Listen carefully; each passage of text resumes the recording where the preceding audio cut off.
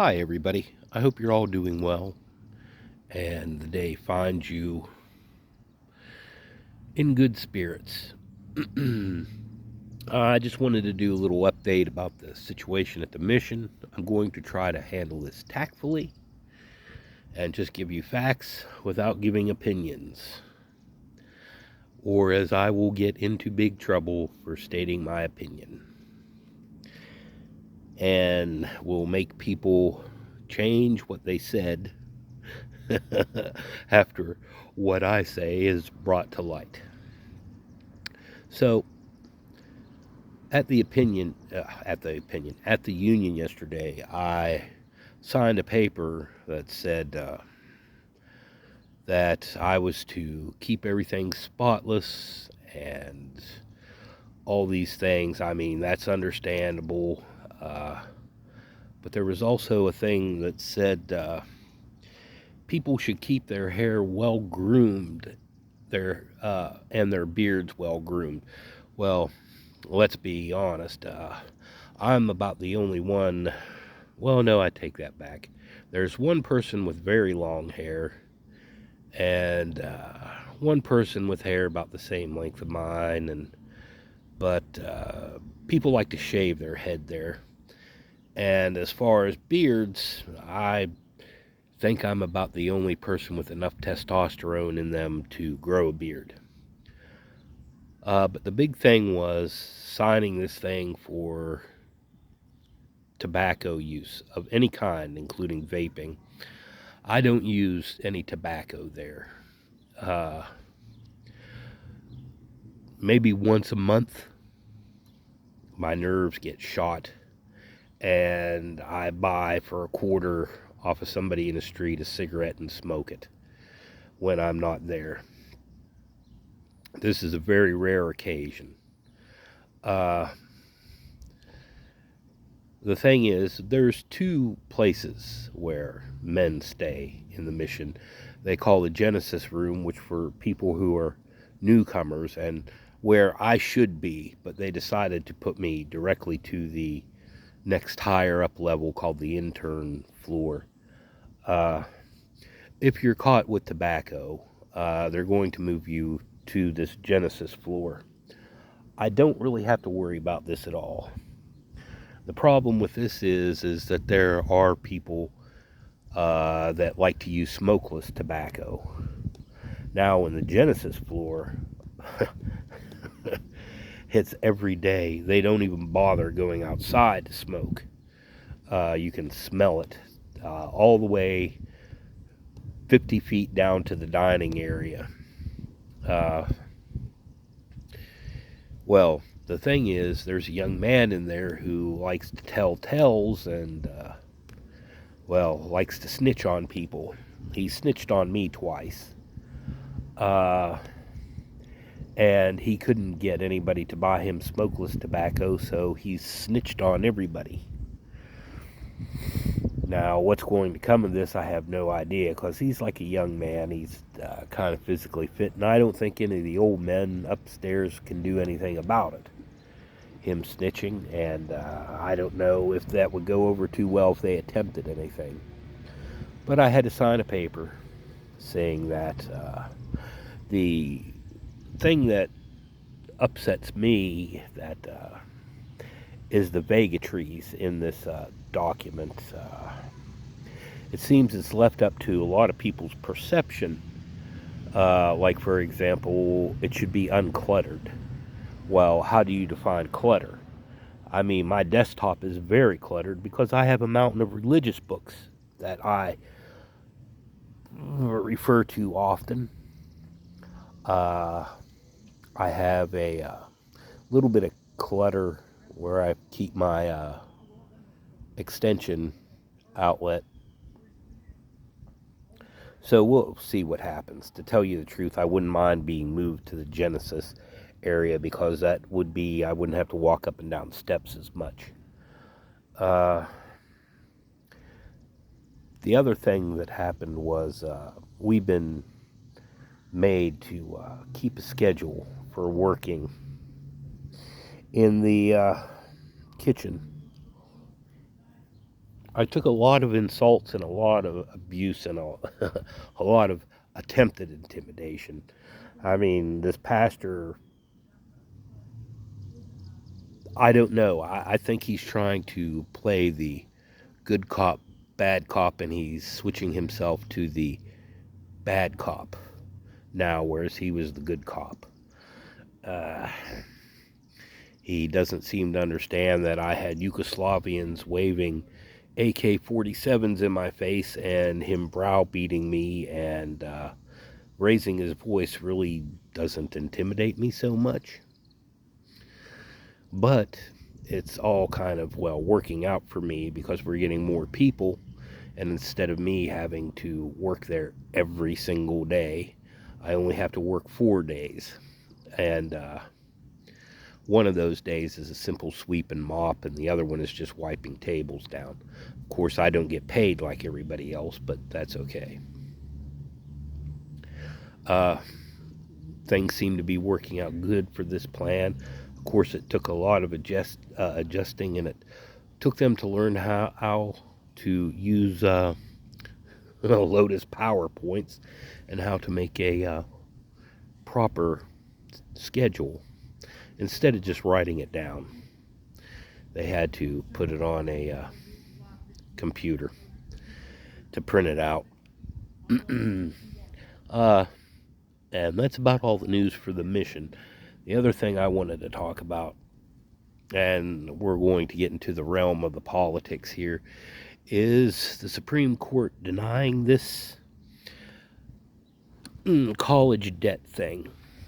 I just want to go and tell you people the truth, and maybe this will open your eyes to it, to what the rest of the world already sees.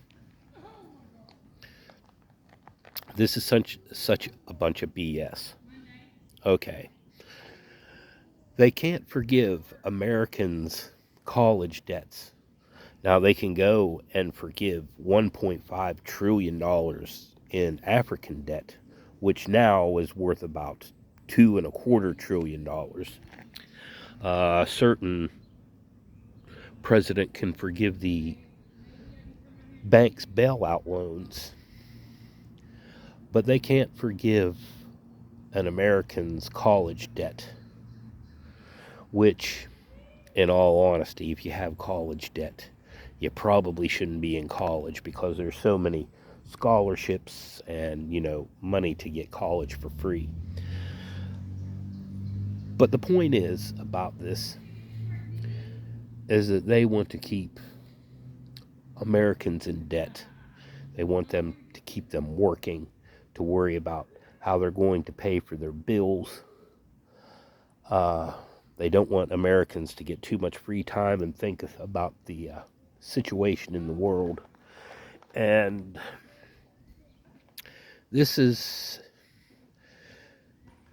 not good because this will discourage a lot of minorities from going to college, having that debt hang over their head. So, where will an honest, hardworking minority go to try to brighten their future, to try to become successful? Well, they'll of course go to the military. And this is the entire goal, is to keep minorities going to the military, to keep the military industrial complex rolling, to advance America's agendas. I hate to sound anti-American in this, but this is exactly what it's made for. You shouldn't have time, or you shouldn't have the money to question the government. This is called economic tyranny. There was a paper written about it by, not Adam Smith, but by his assistant in the 18th century about economic tyranny. And, basically, you're not going to have time to question the government, and you're just going to accept what they're doing because you're too busy trying to make ends meet. So what this will do is it will help one certain party. I won't name any party names, Democrat or Republican, but a party that has not won a popular election since the first Bush. Yeah, okay, so that's the Republican Party. They have not won a popular election since the first Bush. They've won their presidencies using the Electoral College.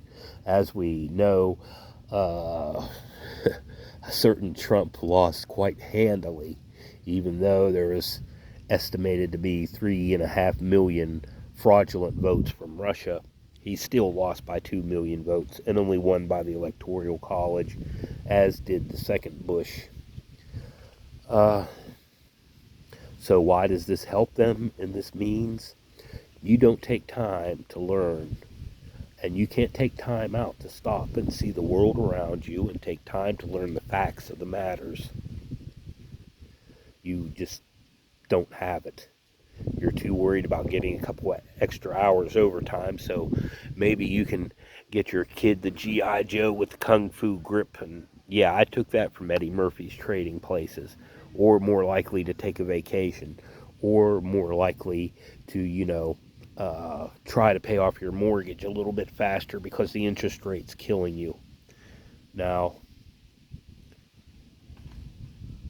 right now, the powers that be are very, very worried in the United States because for the first time, we are stopping using the economic principle of trickle down theory. And right now, this country is geared up and probably already is using, for the first time, the economic theory of trickle up, whereas poorer people are getting a higher increase in wage than what the upper middle class and the rich are getting. And it's kind of scary to them. They can't have all that money going to poor people. It's kind of dissettling that the average wage for a lower and lower middle class person's salary has doubled in the past 3 years. They're scared that they might get free time. They might take time and actually learn what's going on. Or, Lord forbid, they actually save enough money so they can go part time for 2 years and get some kind of college degree and stop and think about how things really are. This is absolutely a form of control, and it's time to stop. Uh, we sit on the edge in America of either being completely broken or bringing ourselves into a golden age if we stop and take the time to think of where things are right now. They've been trying since the late 1980s to take away the rights to vote from minorities and from poor people for some reason. And now the lower class people are getting more income. So the upper class is now losing even more control. And they can't have that. They need people to put into that meat grinder to send off to war and keep the United States strong, even though we'd be very strong if we just spent enough money, the same amount that China spends, we'd still be, well, as strong as them. Uh, and that's what this is all about. It has nothing to do with what's constitutional. As we've seen in the past, especially at 9/11, when there's an emergency declared, the president can take away just about any right or liberty that he wants to. Think about everything that the United States lost from the Patriot Act from freedoms. And so now we have a president that tried to do something good with this emergency declaration of power, and it got beat down. And it got beat down because it helped poor people. You can't have poor people in America getting things that rich people can't have. It's all convoluted. My thoughts are everywhere on this because I'm so angry. Uh, and I'll once again face a lot of repercussions for this. Uh, I'll be called a liberal homosexual and things like that. And so be it. I don't care anymore.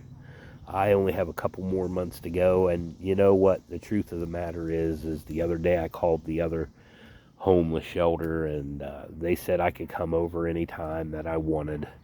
I'm just too lazy to move all the things I've acquired over there. Uh, but I hope I can open your eyes to this and help you see a little bit what's really going on here.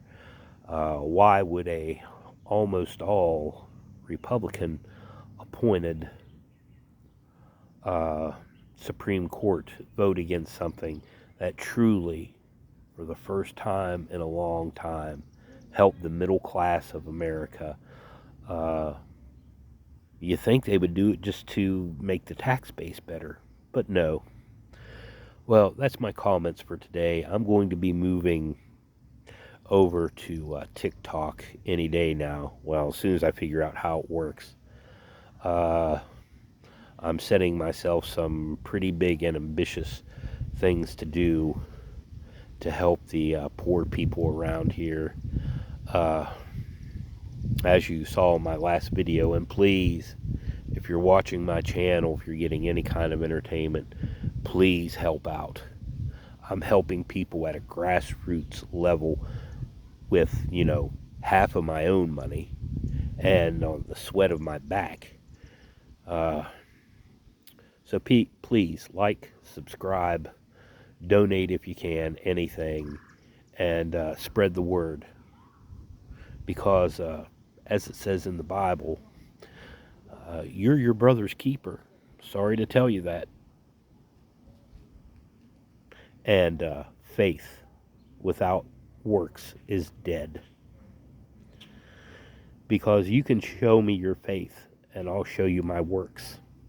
And let's see who has a better picture.